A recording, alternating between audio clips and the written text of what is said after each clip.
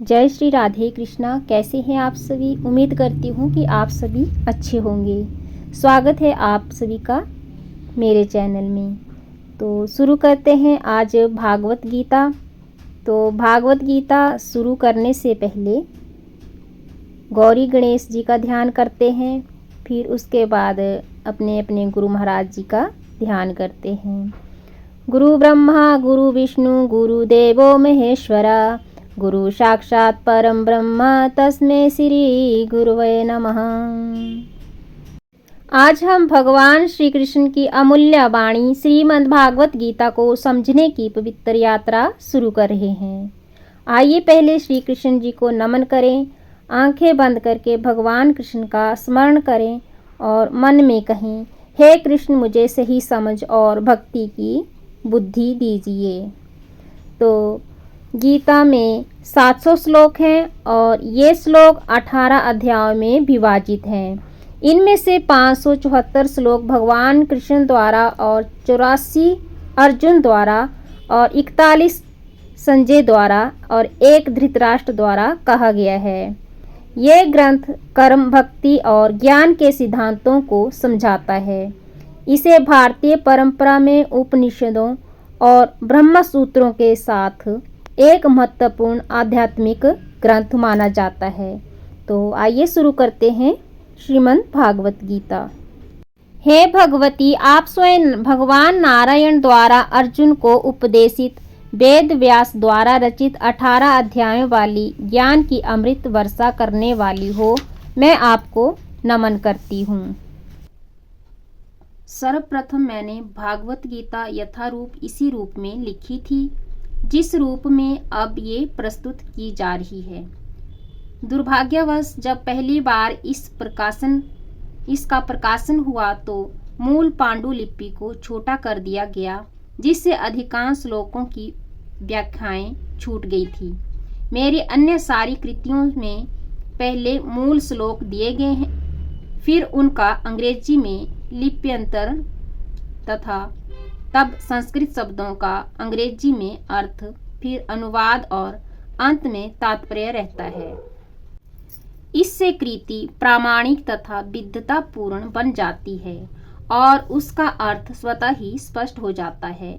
अतः जब मुझे अपनी मूल पांडुलिपि को छोटा करना पड़ा तो मुझे कोई प्रसन्नता नहीं हुई, किंतु जब भागवत गीता यथारूप की मांग बढ़ी तब तमाम विद्वानों तथा भक्तों ने मुझसे अनुरोध किया कि मैं इस कृति को इसके मूल रूप में प्रस्तुत करूं।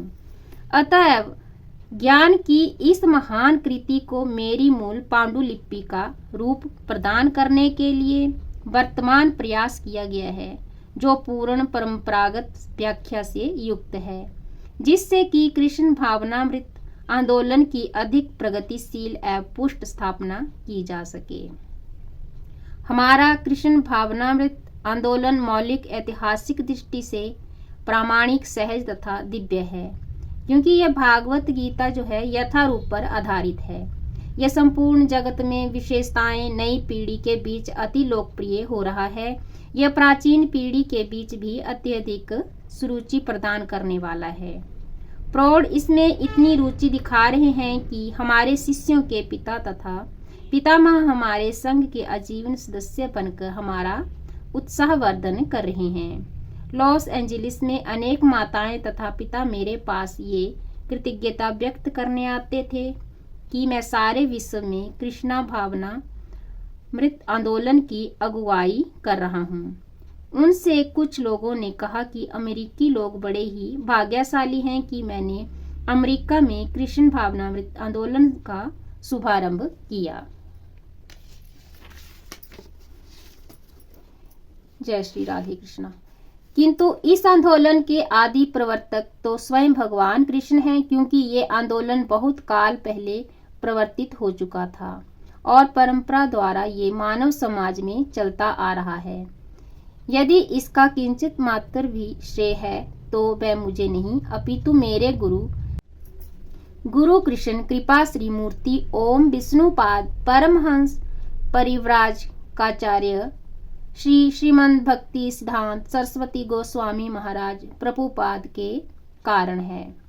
यदि इसका कुछ भी श्रेय मुझे है तो बस इतना ही कि मैंने बिना किसी मिलावट के भागवत गीता को यथारूप में प्रस्तुत करने का प्रयास किया है। मेरे इस प्रस्तुतिकरण के पूर्व भागवत गीता के जितने भी अंग्रेजी संस्करण निकले हैं उनमें व्यक्तिगत महत्वाकांक्षा को व्यक्त करने के प्रयास दिखते हैं, किंतु भागवत गीता यथारूप प्रस्तुत करते हुए हमारा प्रयास भगवान कृष्ण के संदेश को प्रस्तुत करने का रहा है।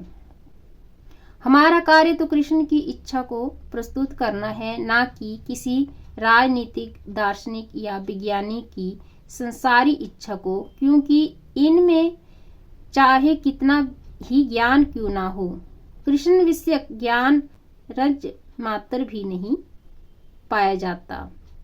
जब कृष्ण कहते हैं मन मना भव मंद भक्तो मंदाजी माँ नमस्कुरु, तो हम तथा कथित पंडितों की तरह ये नहीं कहते कि कृष्ण तथा उनकी अंतर्यात्मा पृथक पृथक है।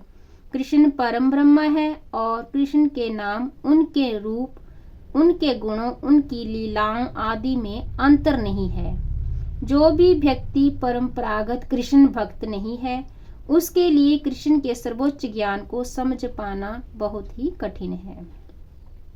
सामान्यतः तथा कथित विद्वान, राजनीतिक, दार्शनिक तथा स्वामी कृष्ण के सम्यक ज्ञान के बिना भागवत गीता पर भाष्य लिखते समय या तो कृष्ण को उसमें से निकाल फेंकना चाहते हैं या उनको मार डालने चाहते हैं। भागवत गीता का ऐसा अप्रमाणिक भाष्य मायावादी भाष्य कहलाता है और श्री चैतन्य महाप्रभु हमें ऐसे अप्रमाणिक लोगों से सावधान कर गए हैं।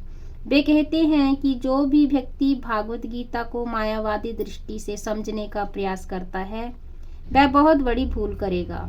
ऐसी भूल का दुष्परिणाम ये होगा कि भागवत गीता के दिग्भ्रमित जिज्ञासु आध्यात्मिक दर्शन के मार्ग में मोहग्रस्त हो जाएंगे और वे भगवत धाम वापस नहीं जा सकेंगे। भागवत गीता यथारूप को प्रस्तुत करने का एकमात्र उद्देश्य वध जिज्ञासुओं को उस उद्देश्य का मार्गदर्शन कराना है जिसके लिए कृष्ण इस धरा पर ब्रह्मा के एक दिन में एक बार अर्थात प्रत्येक 8 अरब 60 करोड़ वर्ष बाद अवतार लेते हैं।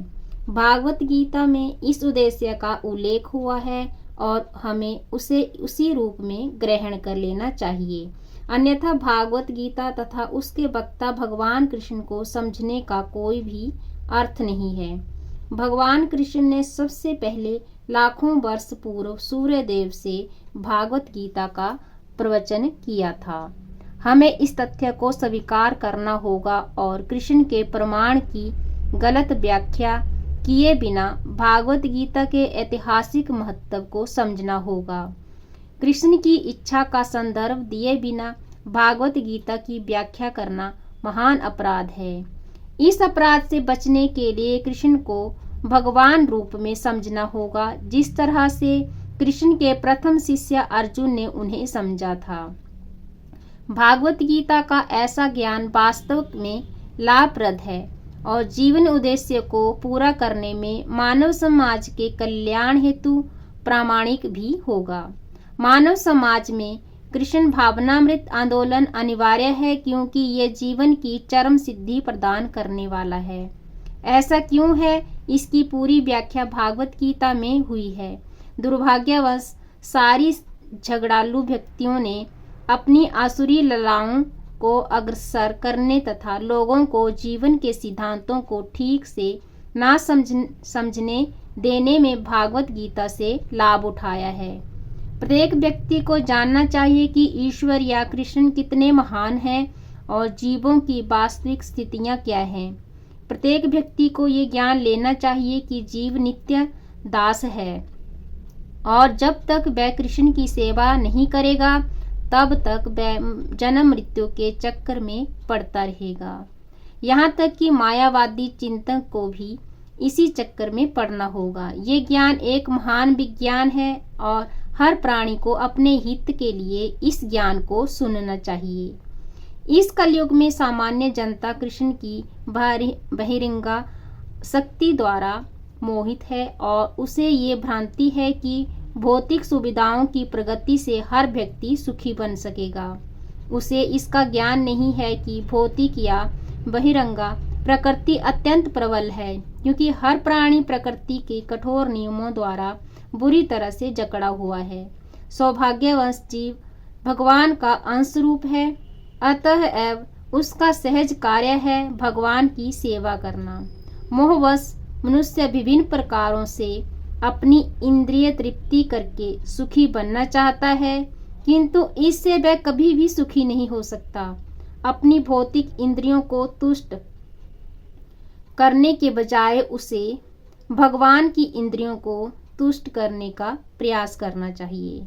यही जीवन की सर्वोच्च सिद्धि है। भगवान यही चाहते हैं और इसी की अपेक्षा रखते हैं। मनुष्य को भागवत गीता के इस केंद्र बिंदु को समझना होगा। हमारा कृष्ण भावनामृत आंदोलन पूरे विश्व को इसी केंद्र बिंदु की शिक्षा देता है। जो भी व्यक्ति भागवत गीता का अध्ययन करके लाभान्वित होना चाहता है, वह हमारे कृष्ण भावनामृत आंदोलन से इस संबंध में सहायता प्राप्त कर सकता है। अतः हमें आशा है कि हम भागवत गीता यथारूप को जिस रूप में प्रस्तुत कर रहे हैं उससे मानव लाभ उठाएंगे, और यदि एक भी व्यक्ति भागवत भक्त बन सके तो हम अपने प्रयास को सफल मानेंगे। इसी के साथ श्रीमद् भागवत गीता समापन होती है। भगवान विष्णु आप सभी को सुख शांति और समृद्धि प्रदान करें। अगर आप नए हैं तो चैनल को सब्सक्राइब करें और इसे अपने प्रियजनों के साथ शेयर करें। जय श्री विष्णु। ओम नमो नारायण।